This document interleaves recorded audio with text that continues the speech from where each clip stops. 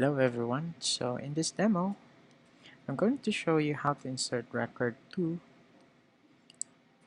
the database. So to do that, we'll need an HTML table,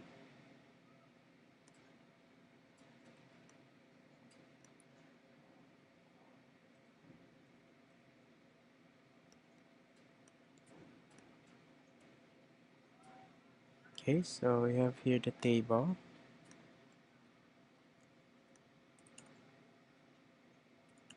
we just need to type here first name, last name, then the allowance, and then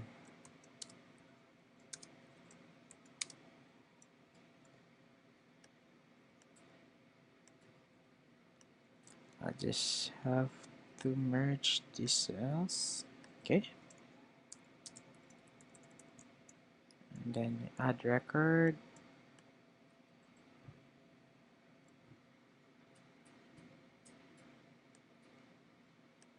bold, underline. Alright,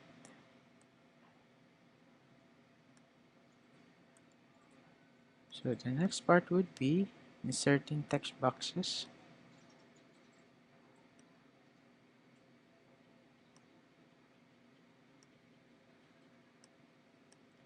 and then change the width.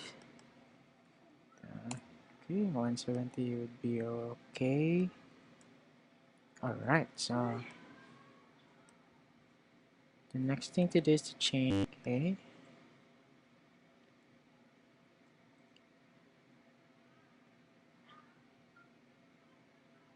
then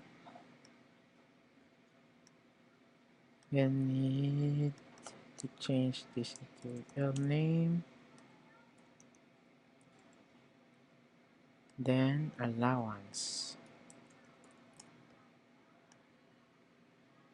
and then a button for submit later form. Change text to save. Alright, so the next thing to do is for the form header, we'll add some properties like action. So action will specify the URL where we are going to submit the values. So we have process insert at ASPX. So we'll just assume that we are going to create this one later. And then method. For this one, we are going to use get. So in short, we are going to get the values from the URL. Okay. So after the form, let's check first the page.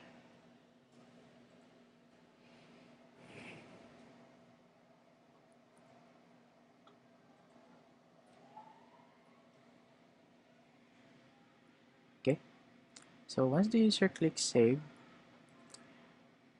we should be able to submit the values to process insert as ASPX. So all we need to do is to add a new web form, name it into process insert.aspx. Okay, so for the process insert, we don't need any HTML tags. All we need to have are the following. No? First, for the import, the same requirements for the inserting record, we need to establish the connection first. So we have a system.data,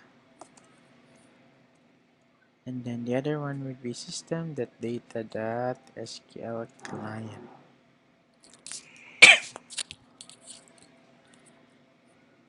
And then below would be the codes for inserting. first establish the connection. Deem my connection as SQL connection. Deem my command as SQL command. Then my connection is equal to new SQL connection. Then the query connection strings server is equal to localhost, since we have the database here in our computer, and then the database that we are going to access, which is student, and then the ID to connect for authentication, and the password.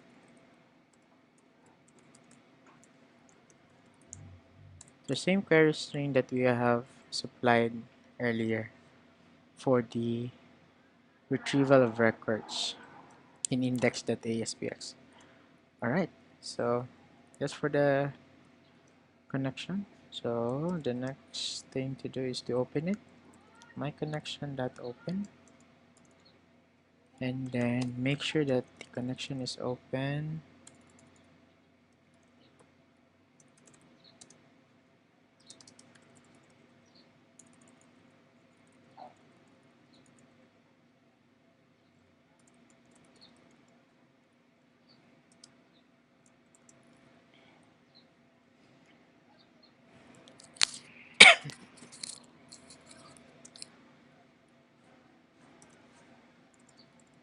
Okay, and then after establishing the connection, the next part is the nosebleed command for insert. So SQL command. So the query is insert. So we have your insert into the name of the table, which is table profile, open close parenthesis,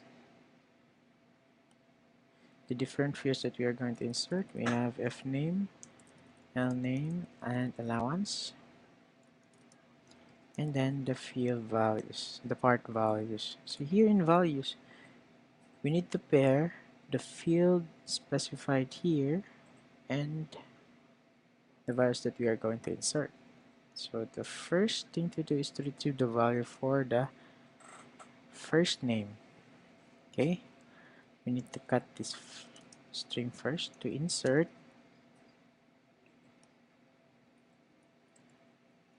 request.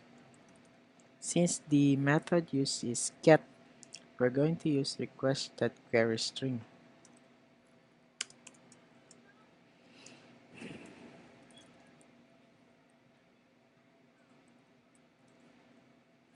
And then since this is a string, it should be in single quotes, comma, another single quote for the next value.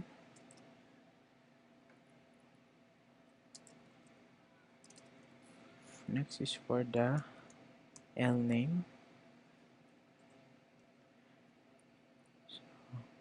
Yeah, so we have here first name, single quote, comma, the single quote for the last name part, and then requested query string lname, and then the closing quote for the first name, last name I mean. Since the next part is allowance, we don't need a single quote, so we'll just cut the string first for the value, then we'll type request that query string allowance. So after that, you specify the connection, which is my connection, and then my command that execute non-query, then we're done. Assuming we have executed it, then we'll just have to close the connection, and then assuming that the values is already inserted, the values are already inserted, and then we just have to redirect the page. So response that redirect going back to index so that we would see the changes or the new values. Alright. So let's try this one.